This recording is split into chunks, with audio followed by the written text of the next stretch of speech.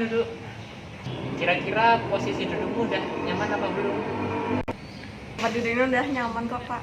Dengan Emi ya yang tadi malam ngubungin saya. Iya, Pak, saya Emi yang ngubungin Bapak semalam. Sekarang kalau kesibukan Emi sekarang apa? Iya, Bu, jadi saya ini seorang pelajar SMA kelas 3, Bu. Kok Bu sih? Pak lo ini tuh. Udah nggak apa. Ini sekarang kalau sekolahnya di mana? Hei, ya Pak, maaf Pak, tadi salah ngomong. Kok kirain saya Bu itu kan. Ya, saya tuh sekolah di SMA NX, Bu. Kamu dari sebuah sekolah yang sifatnya rahasia ya? Iya. Masalah sih. Kalau untuk ininya habis dari mana tadi? Iya, Pak, tadi habis dari sekolahan, Pak. Emangnya Emi tadi ada mata pelajaran apa? Itu, Bu, pelajaran matematika, Bu. Ya Allah, Bu, pusing bener. Dari tadi kayaknya salah terus deh nyebutnya. Emang kayak perempuan itu toh? Kita lah, nggak apa, mau Bu, mau Pak, terserah. Yang penting Emi nyaman gitu ya. Emang kalau boleh tahu pusingnya pusing gimana Emi? Iya, Pak, jadi gini susah bener loh Pak pelajaran matematika itu.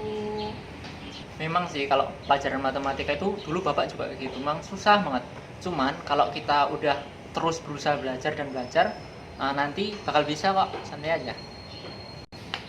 Iya, Pak, jadi tuh susah pusing-pusing ya. Udahlah kalau menurut Bapak kayak gitu ya. Nanti coba Emi coba biar nggak pusing-pusing lagi. Oh ya Pak, di sini Emi pengen cerita. Cerita? Emang mau cerita apa? Gak apa-apa, ceritain aja. Ya, di sini saya punya masalah Pak, jadi saya pengen cerita sama Bapak, pengen cerita masalahnya gitu Pak. Oke, emang permasalahanmu itu kayak gimana? Ya, saya tuh pengen cerita Pak, tapi di sini tuh cerita saya tuh rahasia gitu Pak. Takut kalau semuanya terbongkar terus teman-teman saya jadi tahu semua. Tenang aja, jadi kamu nggak usah takut. Di sini kita akan melakukan konseling. Nah, sebelumnya udah pernah belum kamu mengikuti kegiatan konseling ini? Belum pernah Pak, jadi ini masih pertama kalinya gitu. Jadi dalam konseling ini ya, sebenarnya penyelesaian masalah itu dilakukan oleh konseling sendiri. Nah, di sini Bapak ini hanya sebagai fasilitator, membantu gimana sih penyelesaian tersebut gitu. Kalau masalah pengambilan keputusan nanti kembali ke Emi kayak gitu. Nah, dalam konseling ini ada asas-asas yang memang harus kita penuhi agar proses konseling ini lancar. Pertama ada asas kesukarelaan. Nah, asas kesukarelaan ini diharapkan itu Emi bisa menceritakan apa yang ingin Emi sampaikan dengan sukarela tanpa ada paksaan kayak gitu. Terus yang kedua ada asas keterbukaan. Nah, selain kesukarelaan, Emi juga harus terbuka. Kalau sudah sukarela biasanya akan terbuka sama semua permasalahan yang Emi hadapi. Terus yang ketiga ada asas kerahasiaan. Nah, asas kerahasiaan ini kita harus sama-sama menjaga rahasia yang kita bicarakan di sini. Jadi Emi santai saja. Masalah yang Emi ceritakan ke Bapak tidak akan keluar pada forum ini, tidak akan keluar dari forum ini. Saya pikir, nah itu kan udah nih asasnya udah 3 itu. Gimana? Apa Emi udah siap? Oh, jadi gitu ya Pak. Oh, jadi sekarang Emi udah nggak takut lagi mau cerita sama Bapak. Oke, kan jadi gitu. Memang kita nggak perlu takut-takut lah sama, apalagi sama konselor kan. Kita udah megang 3 asas itu kan. Nah, kalau boleh tahu, mungkin Emi bisa mulai menceritakan apa sebenarnya unek-unek yang Emi pikirkan gitu. Oh iya Pak, siap. Nah, selain itu diharapkan nanti waktu kita melakukan konseling, Emi harus terlibat aktif ya, karena di sini Emi yang akan menyelesaikan masalah. Di sini Bapak sebagai fasilitator hanya membantu supaya proses penyelesaian masalah itu dapat berjalan dengan lancar gitu. Emi udah mengerti? Tidak. Ya, iya Pak, udah mengerti. Oh iya, di sini Bapak mau ngasih tahu bahwasanya dalam konseling itu ada yang namanya time limit. Nah, di sini kita akan membatasi waktu konseling kita. Selain itu, selain ada time limit juga, sebenarnya Bapak juga ada kegiatan. Nanti habis konseling, Bapak mau pergi ke Surabaya. Nah, gimana kalau waktu konseling kita batasi tidak lebih dari 30 menit. Kira-kira gimana, Emi bisa nggak? Jadi nanti setelah misalnya 30 menit itu masalah belum terselesaikan, nanti kita akan melakukan konseling di lain hari gitu. Kita tentukan waktunya kapan, terus kemudian kita lakukan konseling. Gimana, Emi? Iya Pak, kalau gitu. Oke, sebelum kita melakukan konseling, baiknya kita berdoa dulu ya, supaya konseling yang kita lakukan hari ini dapat bermanfaat dan memberikan efek bagi diri kita agar konselingnya dapat berjalan lancar. Mari kita berdoa mulai.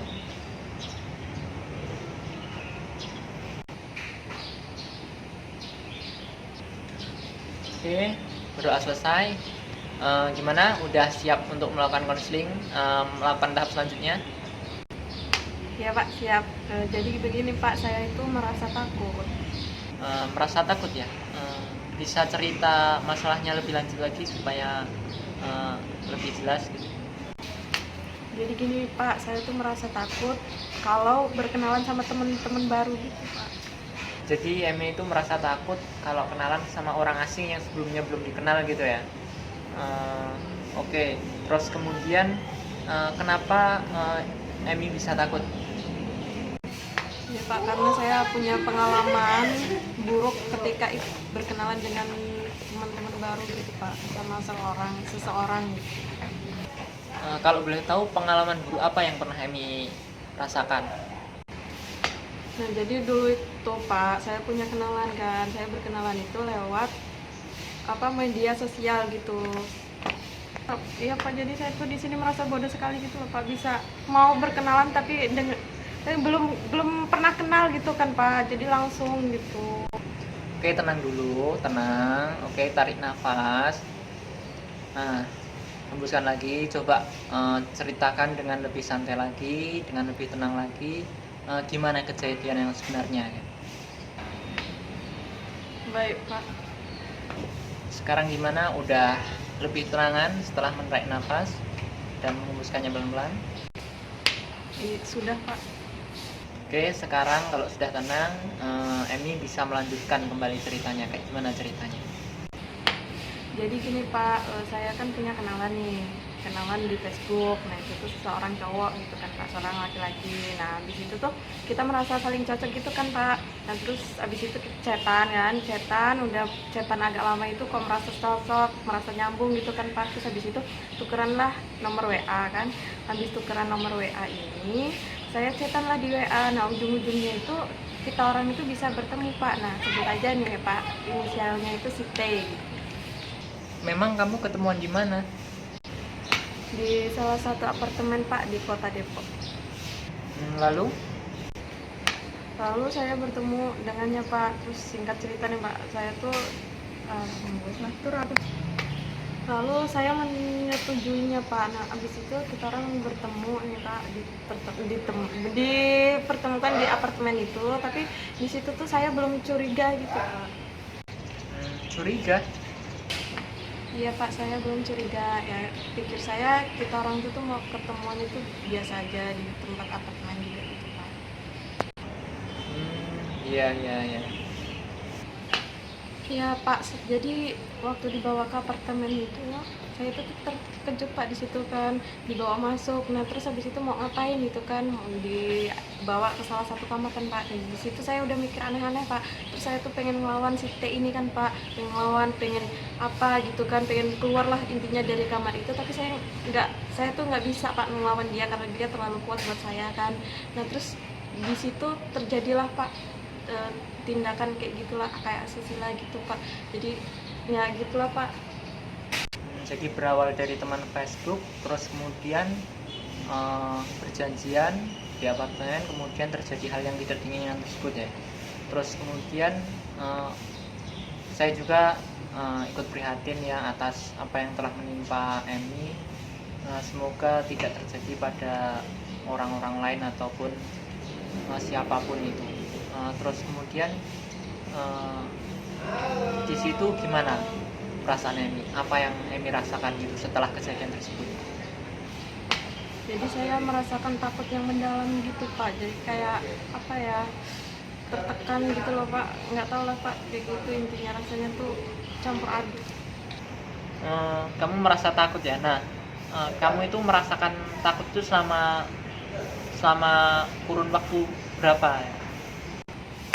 Sekitaran 2 tahunan Pak. Nah, selama kurun waktu 2 tahun itu rasa rasa takut yang kayak gimana yang kamu rasakan ya? Iya Pak, jadi saya itu tuh merasa takut jika berkenalan dengan orang baru. Di situ tuh saya udah merasa trauma gitu loh Pak, gara-gara kejadian kemarin gitu. Oke, jadi di sini Emi merasakan takut untuk berkenalan dengan orang asing gitu ya. Nah, eh, saya di sini sebagai konselor juga ikut prihatin ya, karena kejadian itu mungkin sekarang jaringan Emi tidak bisa bertambah, teman-teman Emi belum bisa bertambah. Nah, di sini saya punya sebuah skala ya. Ini di sini ada skala 1 sampai 5. Nanti Emi bisa catat tuh rasa takut Emi untuk berkenalan dengan seseorang itu pada level berapa ya. Ada sangat rendah level ketakutannya, terus ada yang terakhir itu sangat tinggi. Nah, sekarang coba Emi gambarkan rasa takut Emi itu di kertas ini ya, silahkan.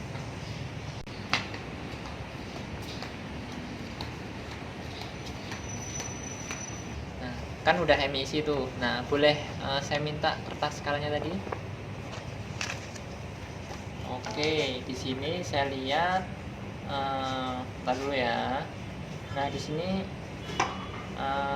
kamu memilih angka 5. Ini nunjukin kalau kamu itu memang takut banget berkenalan sama orang lain gitu. Nah, saya ingin tahu kenapa untuk berkenalan dengan orang lain itu sangat takut gitu di skala nomor 5 yang paling tinggi gitu.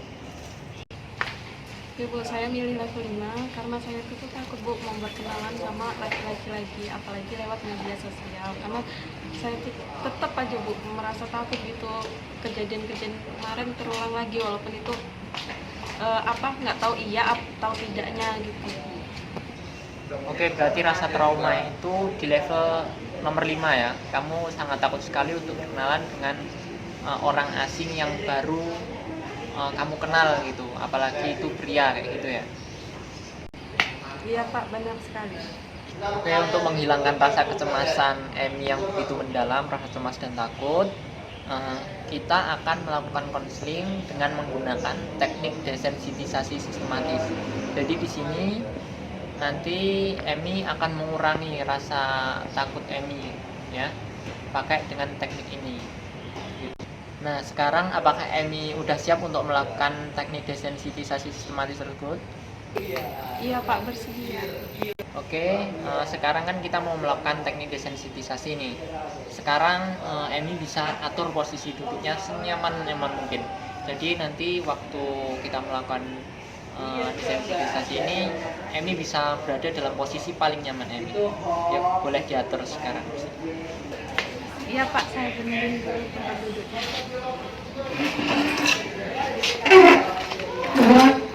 Udah Pak. Oke, udah siap ya.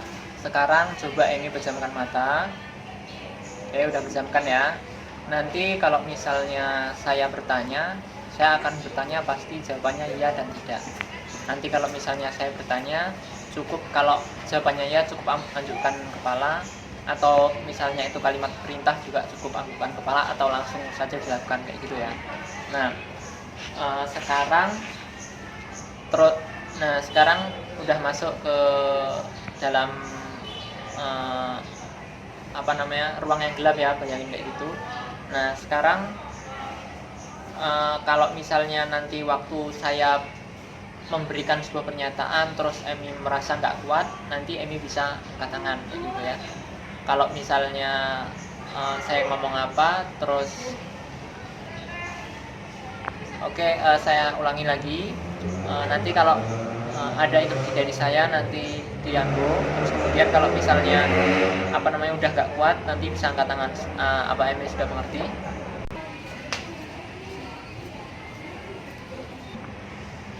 Oke, sekarang Emi atur pernafasan Emi.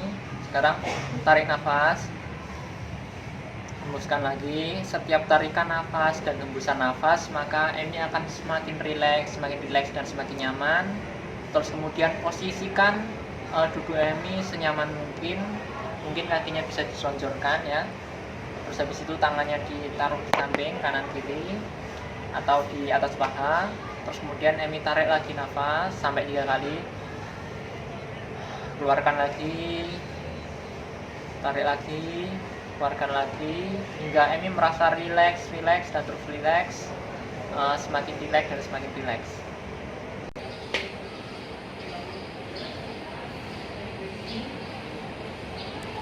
Oke, Emi sekarang berada pada fase yang sangat rileks ya. Terus kemudian boleh saya tahu tempat favorit Emi di mana? Di pantai, Pak. Oke, pantai ya tempat yang sangat favorit. Oke, sekarang bayangkan kamu berada di pantai. Terus kemudian di pantai itu pemandangannya sangat bagus sekali. Kamu bayangkan itu. Terus kemudian ada ombak-ombak datang menghampiri mengenai ujung-ujung jarimu. Ya udah. Terus kemudian angin sepoi-sepoi menerpa. Oke, bayangkan itu. Terus kemudian kamu mencoba untuk lebih menikmati lagi di pantai itu. Kamu merasa sangat-sangat tentram. Oke, di sana banyak sekali pohon-pohon kelapa yang indah melambai-lambaikan, seolah-olah memanggil-manggil namamu gitu ya. Bayangkan, semakin kamu bayangkan semakin merasa itu adalah sesuatu yang paling indah yang pernah kamu lihat.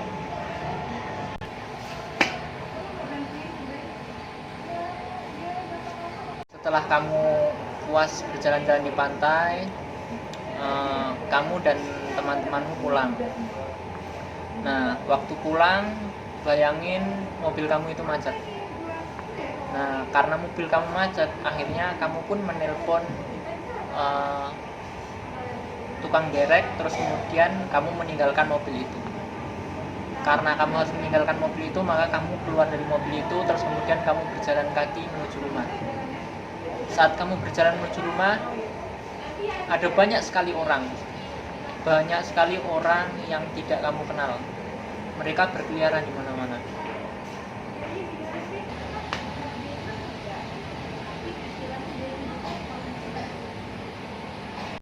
Oke, sekarang bayangin lagi kamu berada di sebuah keramaian. Di sana ada banyak sekali orang-orang yang tidak kamu kenal. Terus kemudian ada salah satu dari mereka mendekatimu. Semakin dekat, hingga pada puncaknya dia bilang, sekarang jam berapa? Dia bilang kayak gitu. Boleh tahu nggak?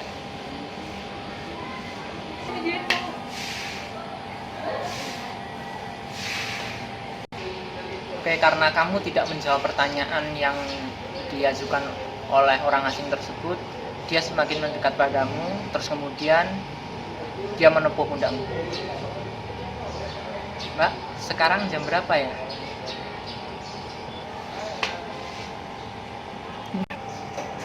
Oke, berhenti bayangkan. Sekarang mulai bayangkan lagi kamu berada di pantai ya. Di pantai, di sana suasananya nyaman sekali. Ada angin sepoi-sepoi ya, menghembuskan di setiap porimu dan terasa sangat dingin, nikmat gitu kan. Terus kemudian ada banyak sekali burung-burung berkicau menambah suasana. Jadi kamu merasa semakin dalam lagi, semakin merasakan indahnya pantai itu. Terus kemudian nggak tahu kenapa ya, pantai itu tiba-tiba berubah menjadi sebuah kota. Kotanya itu ramai sekali. Kamu berada di kaki lima, terus kemudian kamu berdesakan dengan orang-orang banyak, ya. Kamu berdesakan dengan orang banyak, terus kemudian ada orang yang menghampirimu. Ada orang yang semakin mendekat, dia ingin menghampirimu, ingin menanyakan sesuatu sama kamu. Dia bertanya kepada kamu, cuman kamu tidak merespon. Terus kemudian supaya dia mendapatkan responmu, terus kemudian dia memegang tanganmu, kak. Tapi sekali lagi kamu masih tidak mau merespon, karena kamu katakan kamu takut untuk berinteraksi dengan orang-orang.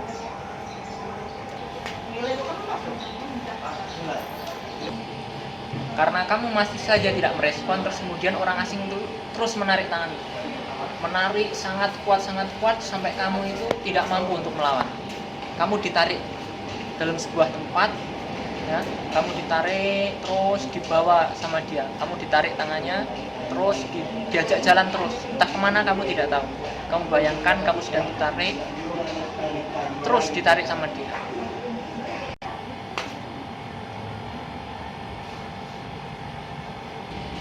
Oke. Sesampainya kamu di seberang jalan, di sana kamu bertemu dengan seorang nenek, dan ternyata kamu diminta untuk menyeberangkan seorang nenek.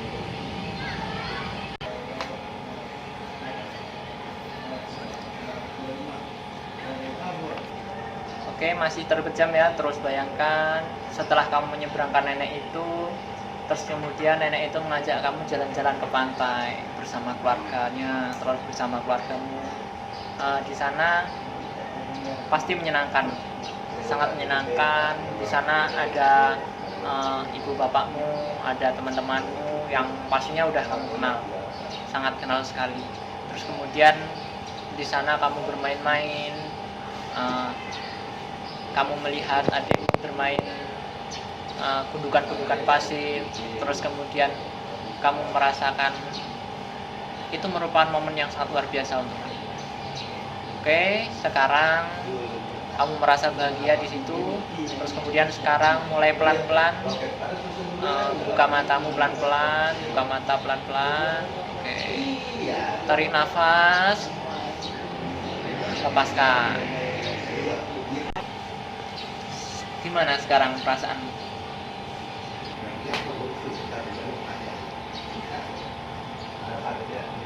Udah Pak. Gimana sekarang? Tadi kan udah lega ya. Kalau misalnya sekarang bayangkan kira-kira masih ada rasa takut nggak berkenalan sama orang yang sama sekali belum kamu kenal? Sudah Pak, agak mendingan, nggak takut-takut amat. Oke, kamu tadi bilang udah mulai lega, terus kemudian kamu tadi menyampaikan masih ada rasa takut walaupun nggak takut-takut amat. Kalau misalnya ini ada skala 1 sampai 5, kira-kira rasa takutmu itu pada level berapa kalau sekarang? Sekarang level ketakutan aku itu kayaknya udah di level 3 deh Pak, udah nggak terlalu takut. Jadi Syukurlah Pak, sekarang udah agak mendingan. Sebelum kesini aja saya mau ketemu sama orang aja udah takut-takut amat Pak, tapi sekarang alhamdulillah udah agak lancar, agak bisa menerima orang-orang baru lagi, insya Allah. oke, syukurlah kalau memang kayak gitu ya. Oke Pak, terima kasih ya Pak bantuannya. Kapan-kapan boleh kesini lagi kan Pak? Kalau mau kesini lagi ya boleh dong. Jadi kalau Bapak ini terbuka untuk siapapun gitu. Siapapun yang mau datang silahkan, welcome. Kalau mau kesini lagi boleh. Nanti kalau mau pengen kita konseling lagi atau kita mau bimbingan bisa. Iya Pak, makasih banyak ya Pak ya. Sekarang itu Pak, Emi mau pergi dulu, masih ada acara tugas kelompok. Ya. Ya, nggak apa-apa. Permisi Pak, Assalamualaikum. Waalaikumsalam, ya silakan.